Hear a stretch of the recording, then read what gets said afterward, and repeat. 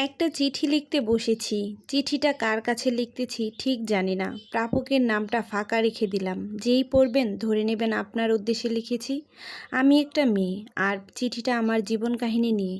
চিঠিটা পড়ে অনুভূতিটা কেমন হয় সেটা বলার প্রয়োজন নেই। শুধু এখানে আমার দোষটা কোথায় একটু খুঁজে দিলে খুশি হব। আমার নাম রোকেয়া।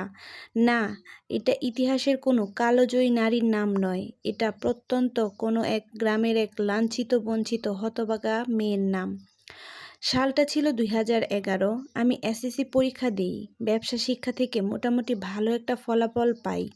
জিপিএ ছিল 4.83। বাবা ছিলেন একজন মুক্তিযোদ্ধা, এখনও বেঁচে আছেন। আর্থিক দিক দিয়ে না হলেও এলাকায় অনেক সম্মানী একজন মানুষ। বর্তমানে একটা আঞ্চলিক সমিতির সভাপতি। পরিবারের অন্যদের মধ্যে আমি, ভাইয়া, ভাবি আর মা। আমার মা আমার জন্মের আগ থেকেই স্কুল শিক্ষিকা। স্থানীয় একটা প্রাথমিক বিদ্যালয়ে তিনি পড়ান। ভাইয়াটা নৌবাহিনীতে চাকরি করেন, বেশিরভাগ সময়টাই তার নৌ ক্যাম্পে থাকে। আর ভাবি সারাটা দিনই বাড়িতে কাটে। আমার জীবনটা অন্য 8-10টা মেয়ের মতো ছিল, সাধারণ ছিল, হাসি খুশিতে ভরপুর, অনেক সুন্দর সাজানো গোছানো। কিন্তু সেই সুখ খুব বেশি দিনের জন্য স্থায়ী ছিল না আমার জীবনে।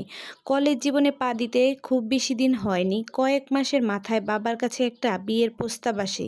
ছেলে দুবাই থাকে, একমাত্র ছেলে, পরিবারে মা বাবা আর একটা ছোট বোন। পাত্রপক্ষের কোনো চাহিদা নেই, সঙ্গে বিয়ের পর আমার লেখাপড়া চালিয়ে যেতে কোনো বাধা থাকবে না। আমার পরিবার থেকে হুট করেই বিয়েটা ঠিক করে দেয়। বাবার কথায় এমন প্রস্তাব সব সময় পাওয়া যায় না, আর উনি সব সময় নাকি আমার জন্য এরকম একটা ছেলেই চেয়েছিলেন। তখনও আমি পাত্র দেখিনি, আমাকে কেবল একটা ছবি দেখানো হয়েছিল। ছেলের ক্ষেত্রেও একই। ছেলে 3 মাস পর দেশে আসবে, তবে আগ থেকেই বিয়ের সব কথাবার্তা ঠিক করে দেওয়া হয়ে গেছে। ছেলে দেশে আসলো, সব কিছু আগের কথা অনুযায়ী। পারিবারিক অপেক্ষা করার মতো ক্ষমতা আমার ছিল না, তবে অনেক বলেছিলাম, কেউ শোনেনি। আমাকে বলা হয়েছিল আমার পছন্দের কেউ আছে কিনা, থাকলে বলার জন্য, কিন্তু সত্যিকার অর্থে আমার তেমন কোনো কেউ ছিলই না। আমার কথা ছিল, সেই মুহূর্তে বিয়ের জন্য আমি প্রস্তুত ছিলাম না। তাছাড়া পাত্রর পছন্দেরও একটা বিষয় ছিল, কিন্তু আমার কোনো কথার মূল্য দেওয়া হয়নি। আমার পুরোপুরি অমতেই বিয়েটা হলো। বিয়ের প্রথম কয়েকটা দিন আমার সাথে অনেক ভালো ব্যবহার করা হয়েছিল, কিন্তু অল্প কিছুদিনের ব্যবধানেই আমি বুঝতে উঠতে শুরু করলাম আমাকে আমার বাবা হিংস্র জন্তুদের বসবাস করা একটা জঙ্গলে ছেড়ে দিয়েছেন। আমার বয়সটা তখন মাত্র 17-র কোঠায়, কিন্তু তখনই আমার জীবনে মোকাবেলা করতে হয়েছিল এমন কিছু পরিস্থিতি যা কোনো সাধারণ মানুষ একজন অন্যজনের জন্য কখনোই কল্পনাও করবে না।